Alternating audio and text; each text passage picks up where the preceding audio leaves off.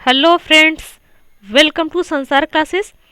दोस्तों, आज इस वीडियो में राज्य के नीति निषेध तत्व से रिलेटेड इंपॉर्टेंट क्वेश्चन पढ़ने वाले हैं। ये सारे क्वेश्चन एग्जाम में पूछे जा चुके हैं। तो फ्रेंड्स, राज्य के नीति निषेध तत्व से रिलेटेड जितने क्वेश्चन एग्जाम में पूछे जा चुके हैं उन सारे क्वेश्चन को हम इस वीडियो में पढ़ने वाले हैं। तो पूरा वीडियो बहुत ध्यान से देखिएगा। चलिए बिना किसी देरी के वीडियो स्टार्ट करते हैं। जैसा कि पहला क्वेश्चन है वो है कि भारतीय संविधान में राज्य के नीति निषेध तत्व ग्रहण किए गए हैं। मतलब क्वेश्चन ये कह रहा है कि जो चार ऑप्शन दिया गया इसमें से कोई एक ऑप्शन सही है। इसमें से बताना है कि कौन से देश से भारतीय संविधान में राज्य के नीति निषेध तत्व का ग्रहण किया गया है। ब्रिटेन से किया गया या आयरलैंड से या पूर्व सोवियत संघ से या फिर फ्रांस से। तो देखिए फ्रेंड, जो राज्य का नीति निषेध तत्व है जो अपने भारतीय संविधान में है, राज्य के नीति निषेध तत्व, ये आयरलैंड देश से लिया गया है। कौन से देश से लिया गया है? आयरलैंड से लिया गया है। तो इसका राइट आंसर हो जाएगा बी ऑप्शन। नेक्स्ट है, राज्य के नीति निषेध तत्वों का उल्लेख भारतीय संविधान के किस भाग में है? तो देखिए फ्रेंड्स, जो राज्य के नीति निर्देशक तत्व हैं ये संविधान के भाग 4 में इसका वर्णन है। तो इसका राइट आंसर हो जाएगा सी ऑप्शन, भाग 4। C is the right answer. Next है, भारतीय संविधान के किस अनुच्छेद में राज्य के नीति निषेध तत्वों का उल्लेख है? तो देखिए फ्रेंड्स, यहाँ पर भाग पूछा गया है कि भारत के जो संविधान है उसमें जो राज्य के नीति निषेध तत्व है वो कौन से भाग में है? तो भाग 4 में है। और यहाँ पर पूछा गया है कौन से आर्टिकल में, कौन से अनुच्छेद में है। तो ये कौन से अनुच्छेद में है? आर्टिकल 36 से 51 है। 12 से 35 तक मौलिक अधिकार है, उसके बाद 36 से 51 तक राज्य के नीति निषेध तत्व। तो इसका राइट आंसर हो जाएगा सी ऑप्शन, अनुच्छेद 36 से 51। C is the right answer. Next है, संविधान का वह कौन सा भाग है जो संविधान के निर्माताओं के मस्तिष्क और उद्देश्यों को प्रतिबिंबित करता है? तो देखिए फ्रेंड्स, वो है राज्य के नीति निर्देशक तत्व। तो ये फ्रेंड्स, जो राज्य के नीति निर्देशक तत्व है ये संविधान के निर्माताओं के मस्तिष्क और उनका जो उद्देश्य था उसका प्रतिबिंबित करता है ये। तो आप समझ गए होंगे, संविधान के निर्माताओं मतलब जिन्होंने संविधान को बनाया है तो उनका क्या है? मस्तिष्क के उद्देश्यों का प्रतिबिंबित है, प्रतिबिंबित करता है। मतलब आप समझते हो कि प्रतिबिंब मतलब क्या होता है? प्रतिबिंब मतलब होता है छाया, जिसे परछाई कहते हैं। तो कौन करता है? राज्य के नीति निर्देशक तत्व करता है। तो इसका राइट आंसर हो जाएगा सी ऑप्शन। नेक्स्ट है, राज्य के नीति निर्देशक तत्वों में निम्नलिखित में से किन किन प्रकार के सिद्धांत अंतर्निहित हैं? तो देखिए फ्रेंड्स, जो आर्थिक सिद्धांत है ये भी राज्य के नीति निर्देशक तत्वों में है, सामाजिक सिद्धांत भी है, प्रशासनिक सिद्धांत भी है। तो इसका राइट आंसर हो जाएगा डी ऑप्शन, उपयुक्त सभी। जो 3 ऑप्शन दिया गया, आर्थिक सिद्धांत, सामाजिक सिद्धांत, प्रशासनिक सिद्धांत, इन तीनों का वर्णन है राज्य के नीति निर्देशक तत्वों में है। तो इसका राइट आंसर हो जाएगा डी ऑप्शन, उपयुक्त सभी। नेक्स्ट है, भारतीय संविधान में राज्य के नीति निर्देशक सिद्धांतों को शामिल करने के पीछे मुख्य उद्देश्य क्या था? तो इनको, जो राज्य के नीति निर्देशक सिद्धांत है, इनको भारत के संविधान में इनका उल्लेख करना क्यों किया गया, उसके पीछे का कारण क्या था? कारण क्या है कि राज्य के नीति निर्देशक सिद्धांत को भारत के संविधान में ऐड किया गया? तो कारण ये है फ्रेंड्स, कल्याणकारी राज्य की स्थापना करना। पहला ऑप्शन ये सही है, कल्याणकारी राज्य की स्थापना करना था। इसलिए फ्रेंड्स, राज्य के नीति निर्देशक सिद्धांतों को शामिल किया गया भारतीय संविधान में। इसका पहला ऑप्शन सही हो जाएगा। बी ऑप्शन कह रहा है धर्मनिरपेक्ष राज्य की स्थापना करना। जी नहीं, धर्मनिरपेक्ष की तो भारत बात ही नहीं करता है। तो फ्रेंड्स, इसका राइट आंसर हो जाएगा ए ऑप्शन। नेक्स्ट क्वेश्चन है, नेक्स्ट है, संविधान में राज्य के नीति निर्देशक तत्वों को शामिल करने के पीछे क्या उद्देश्य है? तो इसको शामिल करने के पीछे क्या उद्देश्य है? सामाजिक आर्थिक लोकतंत्र की स्थापना करना भी इसका राइट आंसर हो जाएगा। पहला ऑप्शन क्या कह रहा है? राजनीतिक लोकतंत्र की स्थापना। जी नहीं, बिल्कुल गलत है। बी ऑप्शन, सामाजिक लोकतंत्र की स्थापना, बिल्कुल गलत है।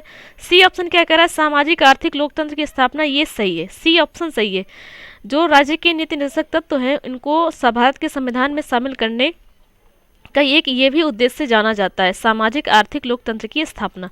डी ऑप्शन क्या कह रहा है? गांधीवादी आदर्शों के अनुरूप लोकतंत्र की स्थापना। जी नहीं, बिल्कुल गलत है। तो इसका राइट आंसर हो जाएगा सी ऑप्शन। नेक्स्ट है, निम्नलिखित में से किसने नीति निर्देशक सिद्धांतों को बैंक की सुविधानुसार दे उत्तर दिनांकित चेक कहा? तो किसने कहा है? के टी शाह जी ने कहा है कि जो राज्य के नीति निर्देशक सिद्धांत है भारत के संविधान में, ये बैंक की सुविधा अनुसार जो बैंक की सुविधा अनुसार जो चेक दिया जाता है, जैसा बैंक में दिया जाता है, उसी के अनुसार केटी शाह जी ने इनको माना है। किसको? राज्य के नीति निर्देशक सिद्धांत को। तो इसका राइट आंसर हो जाएगा डी ऑप्शन, केटी शाह। नेक्स्ट है, किस संवैधानिक संशोधन अधिनियम ने राज्य के नीति निर्देशक तत्वों को मौलिक अधिकारों की अपेक्षा अधिक प्रभावशाली बनाया? तो कौन सा भारतीय संविधान संशोधन है? वो है फ्रेंड्स 42वां संविधान संशोधन 1976। ये जब संशोधन हुआ तब ऐसी स्थिति आ गई कि जो राज्य के नीति निर्देशक तत्व हैं वो मौलिक अधिकारों की अपेक्षा अधिक प्रभावशाली बनाया गया है। तो इसका राइट आंसर हो जाएगा ए ऑप्शन, 42वां संविधान संशोधन अधिनियम 1976। नेक्स्ट क्वेश्चन है, भारतीय संविधान का कौन सा अंग समाजवादी व्यवस्था स्थापित करने की प्रेरणा देता है? तो देखिए फ्रेंड्स, जो राज्य के नीति निर्देशक तत्व हैं ये समाजवादी व्यवस्था स्थापित करने की प्रेरणा देता है। तो इसका राइट आंसर हो जाएगा सी ऑप्शन, नीति निर्देशक तत्व। यदि नीति निर्देशक सिद्धांत भी लिखा है तो आप कंफ्यूज मत होइएगा। नेक्स्ट है, संविधान में कल्याणकारी राज्य का आदेश दिया जाता है। तो कल्याणकारी राज्य का आदेश कहाँ पर दिया गया है?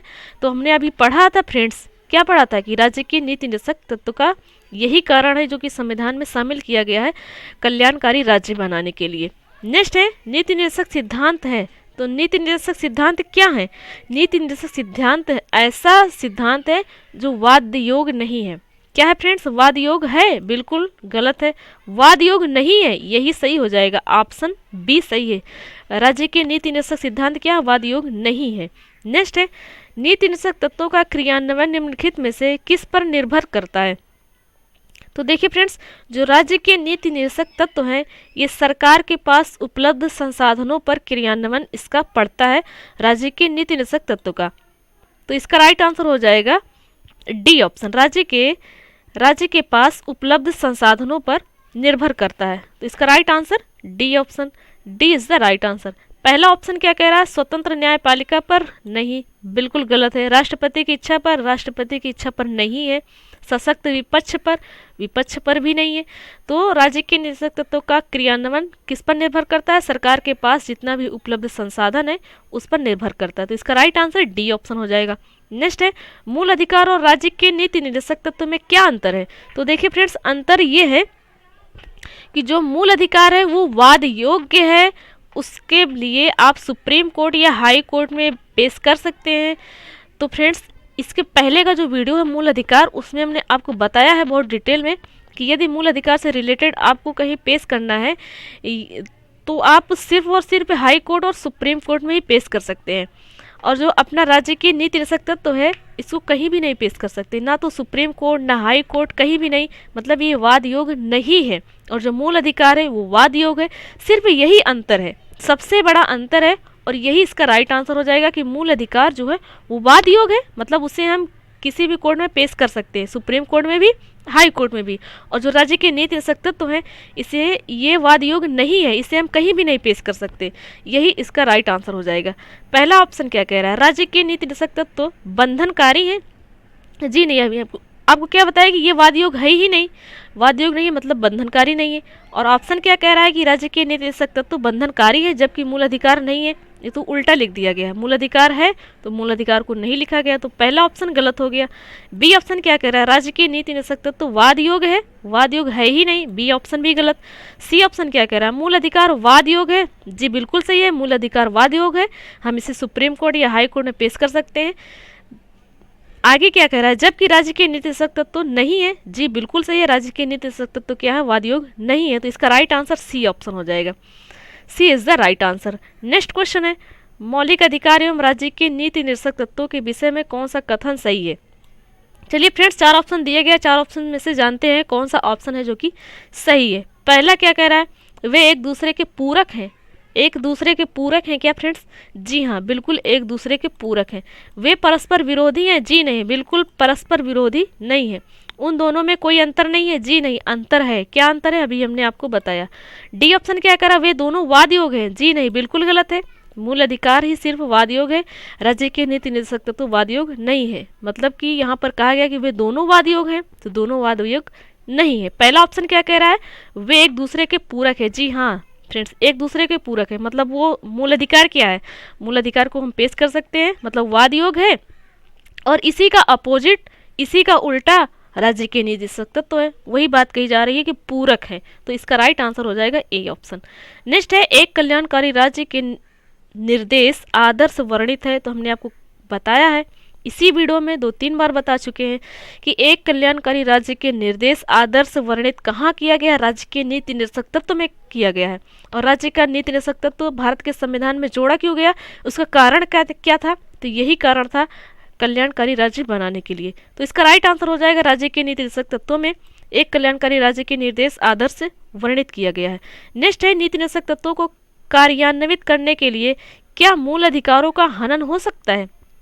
फ्रेंड्स क्वेश्चन समझिए, क्वेश्चन ये कह रहा है कि जैसे राज्य के नीति निर्देशक तत्व है, इसको फॉलो करना या फिर उसको भारत के संविधान में ऐड करना या फिर इसमें जो भी बातें लिखी गई है, क्या ये सारी बातें मूल अधिकारों का हनन करती है या फिर इन सभी बातों से मूल अधिकारों का हनन हो सकता है, मतलब मूल अधिकारों का विनाश हो सकता है या नष्ट हो सकता है, ऐसा आप कह सकते हैं।